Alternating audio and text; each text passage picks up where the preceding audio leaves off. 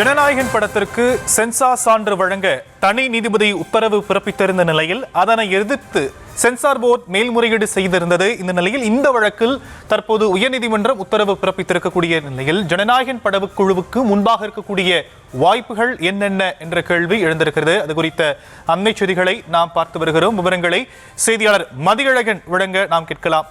மதியழகன், படக்குழுக்கு முன்பாக இருக்கக்கூடிய வாய்ப்புகள் என்ன என்ற கேள்வி எழுந்திருக்கு. படக்குழு இப்போ வரைக்கும் என்னென்ன வாய்ப்புகளை பயன்படுத்திருக்கிறாங்க? ஜனநாயகன் படம் தொடர்பான அந்த வழக்கை விசாரித்த சென்னை உயர்நீதிமன்ற இரு நீதிபதிகள் அமர்வு வழக்கை மீண்டும் தனி நீதிபதிக்கு அவங்க அனுப்பி வைத்திருக்கிறது. அனைத்து தரப்புக்கும் உரிய கால அவகாசம் அளித்து தனி நீதிபதி விசாரிக்க வேண்டும் என்றும் இரு நீதிபதிகள் அமர்வு உத்தரவிட்டிருக்கிறது.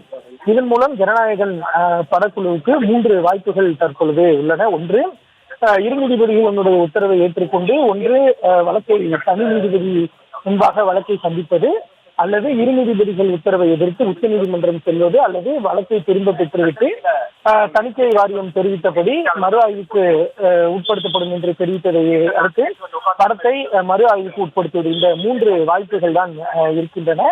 இதில் முதலாவது வாய்ப்பை பொறுத்த வரைக்கும் அனைவருக்கும் உரிய வாய்ப்பு அளிக்க வேண்டும், கால அவகாசம் வழங்க வேண்டும், பதில் மனு தாக்கல் செய்ய அவகாசம் அளிக்க வேண்டும் என்று இரு நீதிபதிகள் அமர்வு தனி நீதிபதிக்கு உத்தரவிட்டு இருக்கிறது. எனவே இந்த வழக்கை தனி நீதிபதி முன்பு சந்திக்கும் பட்சத்தில் வழக்கு மீண்டும் தனி நீதிபதி முன்பு செல்லும். ஒருவேளை அதாவது இந்த வழக்கு ஏற்கனவே இந்த வழக்கை விசாரித்த தனி நீதிபதி முன்புதான் செல்லும். அந்த நீதிபதியை இந்த வழக்கை விசாரிப்பதற்கான வாய்ப்புகளும் இருக்கின்றன. ஒருவேளை அவர் இந்த வழக்கிலிருந்து விலகுவார் என்றால் மீண்டும் புது நீதிபதி நியமிக்கப்பட்டு இந்த வழக்கு விசாரணைக்கு எடுக்கப்படும். அதற்கு 1 வாரம் வரை கால அவகாசம் பிடிக்கும். ஒருவேளை ஏற்கனவே விசாரித்த தனி நீதிபதியை மீண்டும் இந்த வழக்கின் விசாரணையை தொடர்வாரானால் வழக்கு மீண்டும் செல்லும் பொழுது கேவிஎன் புரொடக்ஷன் பட தயாரிப்பு நிறுவனத்தினுடைய இந்த மனு குறித்து தணிக்கை வாரியம் பதிலளிப்பதற்கு அவகாசம் அளிக்கப்படும். பொதுவாக ரிட் மனுக்களில் அதாவது நீதி பேரவை மனுக்களில் குறைந்தபட்சம் 4 வாரம் கால அவகாசம் அளிக்க வேண்டும். அப்படி ஒருவேளை மிக அவசரமாக இருந்தாலும் கூட குறைந்தபட்சம் 1 வாரம் அல்லது 2 வாரமாவது அளிக்க வேண்டும். பதில் மனு தாக்கல் செய்த பின்னர் வாத பிரதிவாதங்கள் முடிவடைந்து தீர்ப்பு ஒத்திவைக்கப்பட்டு தீர்ப்பு அளிக்கப்படுவதற்கு குறைந்தபட்சம் 3 வாரங்கள் முதல் 4 வாரங்கள் ஆவதற்கான வாய்ப்புகள் இருக்கின்றன. அதுவரை படத்தை வெளியிட முடியாது.